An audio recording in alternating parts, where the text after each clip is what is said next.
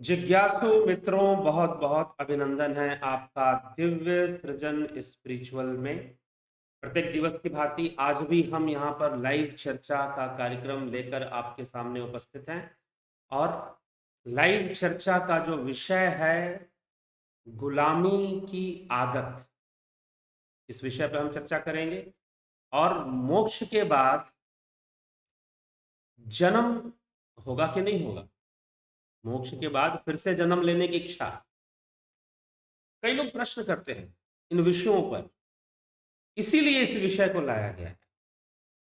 France की जब क्रांति हुई तो फ्रांस की क्रांति में क्या हुआ कि जब कैदी वहां से निकले तो कुछ कैदियों को बताया जाता है कि वो उनको रखा गया था अंधेरी कोठरी में, काल कोठरी में उनको रखा गया था, जहां पर लोग रहते रहते ही अपना शरीर भी त्याग देते हैं कई बार। तो काल कोठरी में उनको रखा गया था। तो अंधेरी कोठरी में वो रहते थे और बहुत लंबे समय तक, कई वर्षों तक उन्होंने सूर्य की रोशनी भी नहीं देखी, सूर्य की रोशनी भी नहीं देखी। और जब उनको आजादी मिली क्रांति के बाद, जब आजाद हुए वो, तो आजाद होने के बाद जब वो बाहर निकले तो उन्होंने उन्होंने जब सूर्य की रोशनी, जब प्रकाश देखा तो उनसे बर्दाश्त नहीं हुआ। उन्होंने कहा कि हमें वहीं भेज दो जहां हम थे। उन्होंने कहा कि हमें वहीं भेज दो जहां हम थे, हमें उसी अंधेरी कोठरी में भेज दो, हम वहीं रहना चाहते हैं। उनसे सहन नहीं हुआ, सूर्य का प्रकाश उनसे बर्दाश्त नहीं हुआ और वो वहीं जाने के लिए कहने लगे। लेकिन फिर भी उन्हें बाहर रखा गया और धीरे धीरे वो बाहर रहने के लिए भी तैयार रह गए, तैयार हो गए। तो ये मन की गति है। जिस ट्रैक का पर आप उसे डालोगे, जैसा अभ्यास आप मन को करवाओगे, मन जो है वैसा ही होना शुरू कर देगा, मन जो है वैसा ही बनना शुरू कर देगा। तो जैसा अभ्यास है, जैसी प्रैक्टिस है। तो इसीलिए हमें विचार करना है कि ये जो हमारा मन है, इसको जैसा अभ्यास हो गया, जैसे संस्कार हो गए, ये वैसा हो जाया करता है। और यही गुलामी है, यही बंधन है, यही बंधन है। ठीक है। तो इसीलिए हमें मन के अनुसार अगर हम चलते हैं और सोच कर चलते हैं कि भाई ये तो ऐसे है, तो अब बंधन महसूस होता है, बंधन महसूस होता है। फिर बंधन में रहते रहते बंधन की आदत पड़ जाती है। ये सबसे बड़ी समस्या है। तो हमें लगता है कि बंधन टूट जाएगा, मोक्ष हो जाएगा। अरे फिर हम दोबारा जन्म लेंगे कि नहीं लेंगे? अरे भाई, तो फिर मोक्ष प्राप्त करने की सोचो ही मत। एक तरफ तुम्हारी इच्छा, समझ में नहीं आता कि लोग किस पर, एक तरफ वो चाहते हैं कि जन्म मरण का दुख ना भोगना पड़े, और फिर अगर मोक्ष की बात कर दो तो दोबारा जन्म लेंगे कि नहीं लेंगे, हम फिर से हमारा जन्म होगा कि नहीं होगा। ये क्या बात होगी? ये तो बड़ी विचित्र बात है ना, कि एक तरफ आपको जन्म मरण के दुख से भी मुक्त होना है, संसार के सुख दुख, संसार के व्याधियों से भी आपको मुक्त होना है, और साथ ही साथ दूसरी तरफ आप चाहते हैं कि मोक्ष मिलने के बाद आप दोबारा भी जन्म ले लें। यह कौन कहता है? यह अहंकार कहता है, क्योंकि अहंकार नहीं चाहता कि बंधन टूटे। अहंकार चाहता है कि बंधन हमेशा बना रहे, हम हमेशा ही बंधन में बने रहे, क्योंकि वही बांध के रखने वाला तत्व है जो अहंकार है। ठीक है। तो अहंकार जो है, अहंकार जो है, यही बांधने का काम करता है, ये हमें बंधन में रखने का काम करता है। इसीलिए बंधन में जीव है, परवश है, लेकिन ये परवशता खत्म कैसे होगी? इस बंधन मुक्त हमें होना पड़ेगा, नहीं तो ये गुलामी की आदत, ये एक आदत ही तो है कि हम गुलाम रहना चाहते हैं। अब उन कैदियों को, फ्रांस के उन कैदियों को यह आदत पड़ गई कि भाई हमें तो वैसे ही रहना है जैसे हम जेल में रहते थे, हमारे लिए वो जो काल कोठरी थी वही हमारा जीवन है, हम उसी जीवन को स्वीकार कर लेते हैं। ठीक है। तो इसीलिए संसार में ये जो वृत्तियां हैं, वृत्तियां, श्री कृष्ण भगवान अर्जुन से कहते हैं कि जो वृत्तियां हैं, अनेकों जो वृत्तियां हैं, अनेक जन्मों में किए गए कर्मों से जो वृत्तियां निर्मित हैं, अनेक जन्मों में किए गए कर्मों से जो वृत्तियां निर्मित हैं, वो वृत्तियां ही बंधन है। आहार, निद्रा, भय, मैथुन, ये वृत्तियां ही तो हैं जो हमें बांध के रखती हैं, जो हमें बंधन में रखती हैं। ज्ञानेन्द्रियां, कर्मेंद्रियां, पंचभूत, पंच तन्मात्राएं, अंतःकरण चतुष्टय, मन बुद्धि चित्त अहंकार, ये सब हमें बांध कर ही तो रखती हैं। तो इसीलिए यह बंधन बना हुआ है और हम इस बंधन के आदी हो जाते हैं, हमारा यही प्रैक्टिस हो जाती है, लेकिन यह हमारा मूल स्वरूप नहीं है। यह बंधन ही दुख का कारण है, यह बंधन ही दुख का कारण है। तो जब बंधन ही दुख का कारण है, तो बंधन दुख देगा। हम स्वयं अपने दुख का कारण बन जाते हैं क्योंकि हम बंध के रहना चाहते हैं, बिल्कुल उस ऊंट की तरह। एक बार ऊंट रेगिस्तान के अंदर, वह क्या करता था ऊंट कि खाने के लिए कुछ था नहीं, उसके पास तो कैक्टस होते थे, वहां पर कटीली झाड़ियां होती थी कैक्टस की, उन्हीं को खाता था। अब उसमें कांटे निकले होते हैं, अब वो कांटे उसके जबड़ों में चुभ जाते, जबड़ों में चुभ जाते, वहां से खून निकलना शुरू हो जाता। अब वो बैठकर रोता। अब क्या करे, खाएगा भी, बिना खाए भी तो नहीं रह सकता ना, बिना खाए भी नहीं रह सकता, तो खाएगा ही। अब बैठकर रोना शुरू कर देता, दर्द होता, लेकिन बैठे बैठते, दर्द होते होते, रोते रोते फिर उसे भूख लग जाती, और जब फिर भूख लग जाती तो फिर खाने के लिए तो कुछ है नहीं, वही है कैक्टस, वही खाएगा। अब इतने में उसका एक मित्र आ गया, घोड़ा। उसने कहा कि अरे भाई यहां से चलो, उधर जंगल में हरी हरी घास है, वहां खाते हैं, वहां रहते हैं। अब वो वहां से जाने के लिए भी तैयार नहीं, बोलता कि नहीं, मैं तो यही रेगिस्तान में रहना है मुझे। तो कोई विकल्प नहीं है उसके पास। तो वैसे ही हमारे पास कोई विकल्प नहीं होता कई बार। क्यों? क्योंकि हम अपना रास्ता बदलना ही नहीं चाहते। और फिर लोग बात करेंगे सहज अवस्था की। सहज अवस्था क्या है भाई? क्या तुम जो अपनी मन मर्जी से किए जा रहे हो वो तुम्हारी सहज अवस्था है क्या? जी नहीं, वह तो विषम अवस्था है। संसार में थोड़ा सा सुख हमें मिल जाए तो हमको लगता है कि बहुत अच्छा है सब कुछ, फिर अगले ही पल पता चलता है कि वही सुख दुख में परिवर्तित होने लग जाता है, वही सुख फिर दुख में भी परिवर्तित होने लग जाता है, तो फिर समस्या आने लग जाती है। प्रत्येक सुख दुख में परिवर्तित होगा। तो इसीलिए ये समस्या फिर हमारे लाइफ में आनी शुरू हो जाती है, जीवन में आनी शुरू हो जाती है। तो इसी यह समझना है कि हमें अब क्या है, आदमी को क्या चाहिए। आप देख लो, यह मानसिकता ही तो है ना। अब एक विचारधारा है योग की जो ये कहती है स्वरूप की प्राप्ति करो, ठीक है, आत्म अनुसंधान करो, आत्म अनुसंधान करो। अद्वैत की विचारधारा है कि आत्म अनुसंधान करो, ठीक, अपने मूल स्वरूप को जानो, ठीक है ना। तो ये बात बताई जाती है। तो एक अवस्था ही है। तो आप एक बात बताओ कि बचपन में आप छोटे छोटे खिलौनों के लिए रोते थे, वो कौन था? आप ही तो थे, ठीक ना। अब आप बड़े हो गए, अब आप कुछ बड़े बड़ी चीजों के लिए रोते हो, चिल्लाते हो, झगड़े करते हो। दो भाई आपस में लड़ पड़ते हैं प्रॉपर्टी के लिए, जमीन के लिए, जायदाद के लिए। तो उनकी ये लड़ाई शुरू हो जाती है। तो यह जो भी है वह क्यों है, किस लिए है, किस कारण से है, ठीक।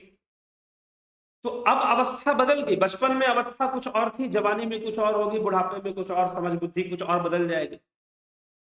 बहुत सारी गलतियां और बहुत सारी चीजों को लेकर तुम जवानी में जो टेंशन में रहते हो, तनाव में रहते हो, बुढ़ापे में वो तनाव खत्म हो जाएंगे। हो सकता है कुछ दूसरे तनाव तनाव बन जाए, वो एक अलग बात है, लेकिन वो तनाव तो खत्म हो जाएंगे वृद्धावस्था में। जब आप ओल्ड एज में हो जाएंगे तो जवानी में होने वाले जो तनाव हैं वो खत्म हो जाएंगे। ठीक है, तो ये हमें सोचना है, ये हमें विचार करना। तो हमारी अवस्था बदल गई, परिवर्तित हो गई, हम उस बंधन में नहीं रहे, लेकिन दूसरे बंधन अब आ गए। वो बंधन बचपन में खिलौनों का बंधन था, वो बंधन तो चला गया। जवानी में कुछ और बंधन आ गए, बुढ़ापे में कुछ और बंधन, और उसके बाद शरीर त्यागने के बाद भी बंधन। शरीर त्यागने के बाद भी बंधन। ठीक है, तो इसीलिए बंधन तो है, और बंधन कभी भी सहज अवस्था नहीं हो सकती। बंधन हमारी कभी भी सहज, बंधन तो एक मजबूरी है, आदत पड़ गई है, तो बंधन कभी भी हमारी सहज अवस्था नहीं हो सकती। तो ये विषय थोड़ा सा समझिएगा।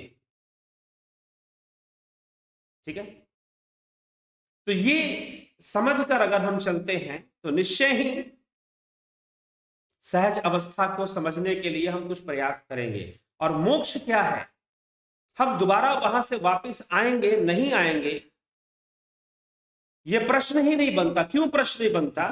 क्योंकि हम बेहतर होना चाहते हैं, हम मुक्त होना चाहते हैं, हमें मुक्ति चाहिए। वास्तव में हमें अपने जीवन में सुख की तलाश है, वो सुख की तलाश वास्तव में मुक्ति की ही तलाश है। ये जो सुख की खोज है यह मुक्ति की ही खोज है, क्योंकि जब तक संसार का बंधन है, संसार के सुख हैं, तो दुख भी रहेंगे।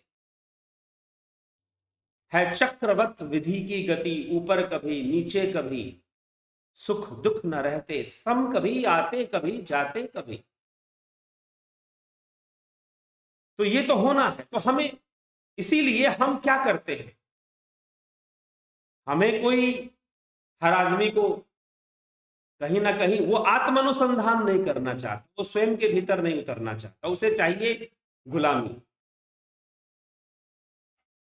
उसे चाहिए कि कोई डंडा उसे मारे और या फिर उसे कह दे कि भाई ऐसा है। ठीक है, अभी कोई व्यक्ति मुझे मिले, उन्होंने कहा कि भाई मेरे मेरे तो गुरुजी ने कहा है कुछ भी छोड़ने की जरूरत नहीं है, कुछ भी त्यागने की, सब कुछ खाओ, सब कुछ पियो, सब कुछ कर्म करो, सारे कर्म करो, और तुम मेरे बताए हुए रास्ते से चलो और तुम्हारा कल्याण भी हो जाएगा। तो हमें ऐसा कोई व्यक्ति चाहिए जो हमारे ऊपर मोहर लगा दे कि हाँ भाई ये सही है। हम खुद प्रैक्टिकल नहीं करना चाहते धर्म को लेकर, अध्यात्म को लेकर, इसीलिए बहुत दुविधा हो जाती है। प्रैक्टिकल करना पड़ेगा, और ध्यान योग प्रैक्टिकल, प्रयोगात्मक है। ध्यान योग प्रयोगात्मक है।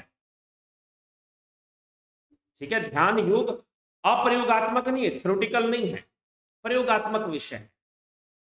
प्रयोग कर कर, खुद से ध्यान कर कर, खुद से ध्यान योग में जुड़कर, ध्यान योग की विधि से जुड़कर ही हम उसका लाभ उठा सकते हैं, और सही चीजों को बेहतर तरीके से, यहां तक कि शास्त्रों को भी बेहतर तरीके से हम समझ सकते हैं ध्यान योग के द्वारा। अन्यथा नहीं समझ में आते। अन्यथा मन जो है गुलाम प्रवृत्ति का होने के कारण वह गुलामी ही करना चाहता है, दास बनना चाहता है। और फिर दास बनाने वाले हैं, आप बनने के लिए तैयार हो तो बनाने वाले भी है ना। फिर आप कहते हो कि फलाने गुरु जी ने, फलाने बाबा जी ने ऐसा कर दिया, और फिर जो है आप कहोगे कि बाबा जी ने सारे देवी देवताओं की पूजा बंद करवा दी, ये करवा दिया, वो करवा दिया। तो ये जो कुछ भी करवा दिया, ये क्यों कर लिया आपने? क्योंकि आप उसके लिए तैयार थे। तो आप दास बनने के लिए कहीं तैयार थे। आप मूर्ख बनने के लिए तैयार रहोगे तो फिर लोग सोचते हैं कि चलो भाई, इतने सारे लोग मूर्ख बनने के लिए तैयार हैं, तो फिर कुछ लोगों को मूर्ख बना लिया जाए। कुछ ऐसी हुई घटना लोगों के साथ हो जाती है। इसीलिए विचार करने की आवश्यकता है कि हम अपनी गुलामी की आदत कब त्यागेंगे।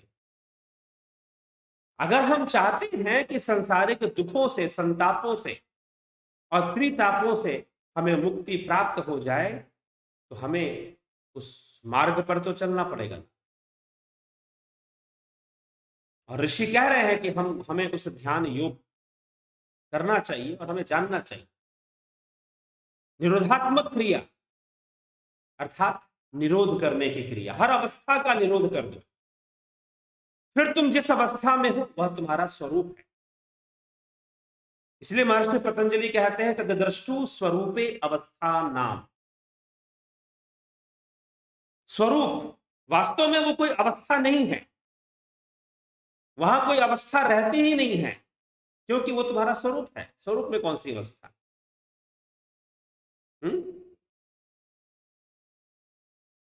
अब मान लीजिए कि कोई सोने का गहना है, आप उसको पिघला दो, सोना हो गया, अब उसकी कोई अवस्था नहीं है।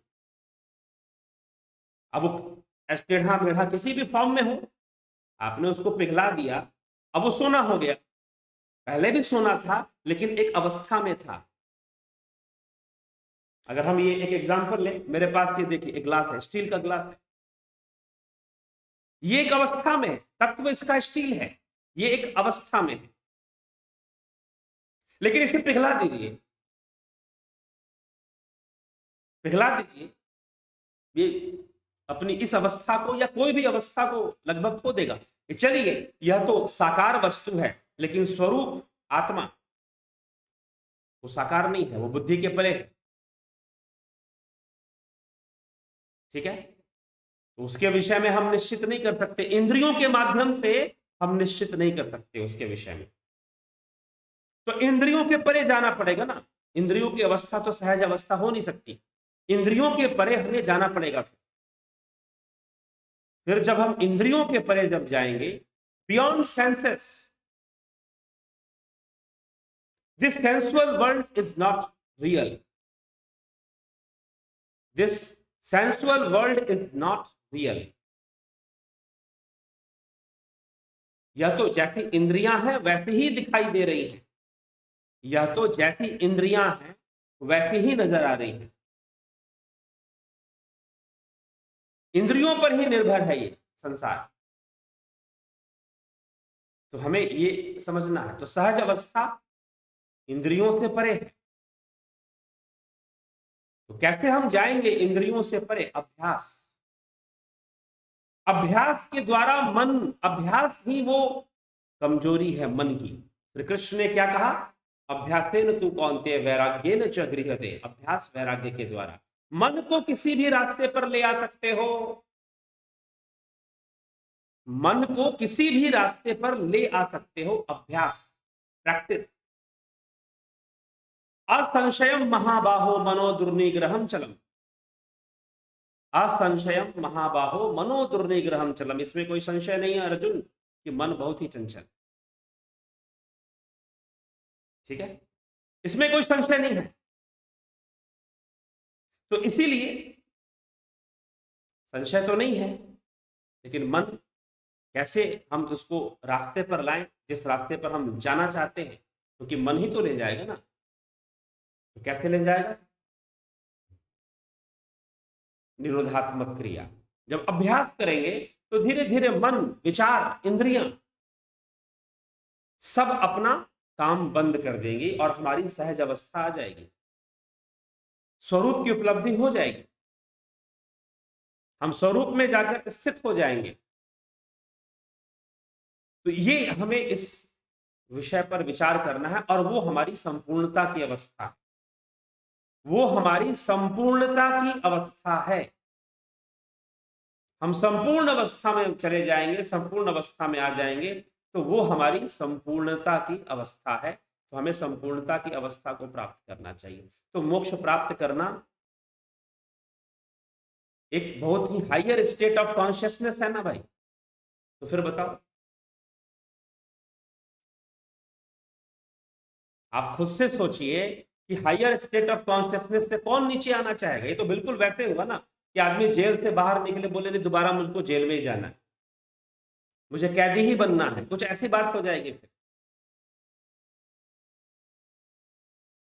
तो जी नहीं, मोक्ष उन्हीं को प्राप्त होता है जिन्होंने गुलामी खत्म कर दी है, जिन्होंने दासता खत्म कर दी है। दासता किसकी? प्रकृति की दासता, इंद्रियों की दासता,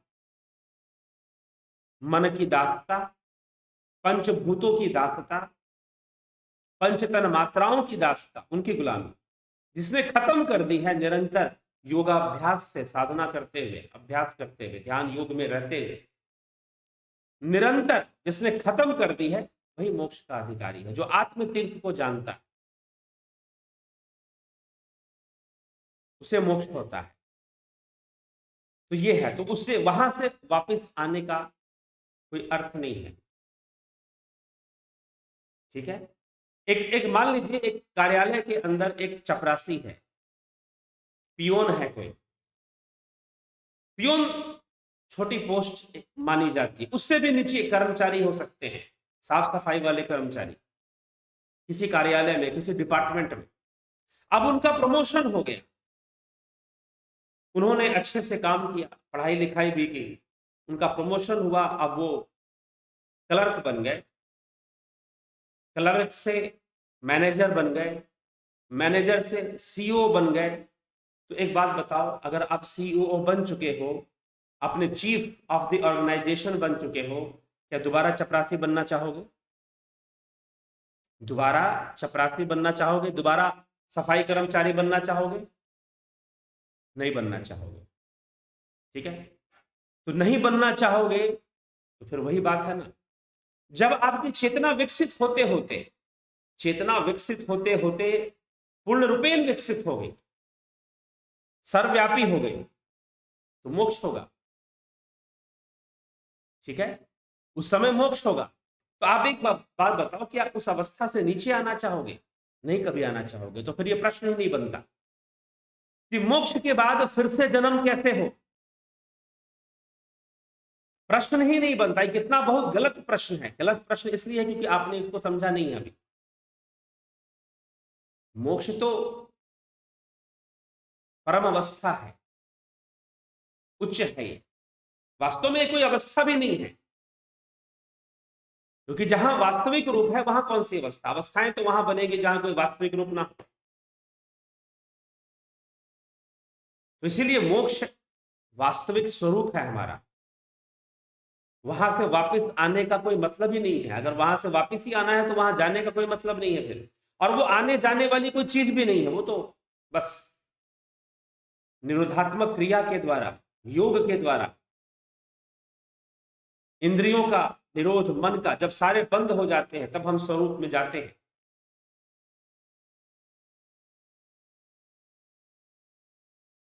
तो ये हमें विचार करना होगा। तो मोक्ष क्या है, इस बात को अच्छे से हम समझ लें, तभी जाकर हम इस प्रश्न का उत्तर मिलता है कि मोक्ष के बाद हम दोबारा जन्म लेंगे, फिर से आएंगे या नहीं आएंगे। जरूरत ही नहीं पड़ेगी तो आओगे क्यों? जो भी तुमको चाहिए था वो सब पूरा हो गया। मोक्ष उसे मिलता है जो पूर्ण काम हो गया। अब जिसकी कोई कामना बाकी नहीं रह गई, सारी कामनाएं जिसकी पूर्ण हो चुकी हैं, वो मोक्ष का अधिकारी बनता है। तो ये हमें सोचना, जिसकी सारी कामनाएं पूर्ण हो गई वह मोक्ष का अधिकारी बनता है। तो आप मोक्ष के अधिकारी भी तभी है जब आपकी कामनाएं सारी पूर्ण हो जाए, या फिर इंद्रियों का, कामना उत्पन्न करने वाली इंद्रियों का निरोध हो जाए, मन का, चित्त का, विचारों का निरोध।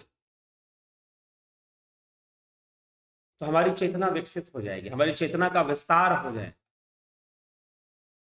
इस पर हमें विचार करना चाहिए और इस पर हमें काम करना चाहिए। ध्यान योग से जुड़कर हमें कार्य करना चाहिए। तो जिज्ञासुओं इस विषय पर जरूर जरूर विचार करें। और कब तक हम इस दास्ता भरे जीवन को, गुलामी भरे जीवन को कब तक जीते रहेंगे? हमें मुक्ति का साधन ढूंढना चाहिए, और योग मुक्ति का साधन देता है। तो हमें इस विषय पर जरूर विचार कर कर मुक्ति की ओर आगे बढ़ना चाहिए। और मुक्ति प्राप्त होकर, मोक्ष प्राप्त होकर फिर तो कोई मतलब नहीं है, वापिस आने का क्या मतलब? उस परमानंद को छोड़कर, उस संपूर्ण अवस्था को छोड़कर फिर अपूर्ण में आना। तो जब तक अपूर्ण में रहने की इच्छा है, जब तक संसार में रहने की इच्छा है तब तक रहोगे। अगर शरीर त्याग दिया तो शरीर त्यागने के बाद भी रहोगे।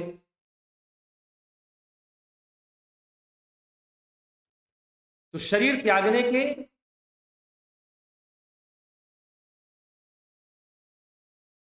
बाद भी जीव रहता है।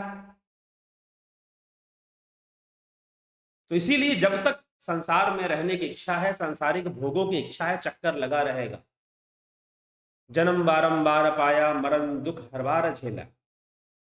बार बार जन्म लेना, बार बार मृत्यु को प्राप्त होना, पुनरपि जननम पुनरपि मरणम पुनरपि जननी जठरे शयनम, इह संसारे खलु दुस्तारे कृपया पाहि पार मुरारे। तो ये बहुत ही दुष्कर संसार है, और जब तक हमें इसमें भोग वृत्ति बनी हुई है तब तक जन्म मरण है। कोई व्यक्ति आपको मोक्ष नहीं दे पाएगा, चिंता ना करिए, क्योंकि मोक्ष तो पूर्ण काम की अवस्था है। मोक्ष तो सारे बंधनों से मुक्ति की अवस्था है।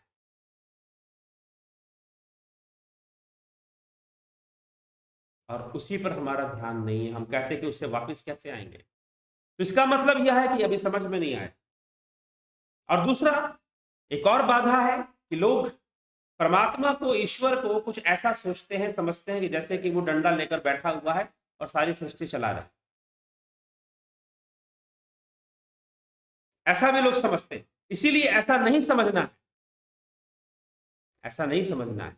अपना योग करना है, ज्ञान के मार्ग पर चलना है, योग के मार्ग पर चलना है, और तभी जाकर सारी बातें समझ में आएंगी। अन्यथा संशय बना रहेगा कई तरह का। तो जिज्ञासु, इसी के साथ मैं अपने विचारों को विराम दूंगा यहाँ पर।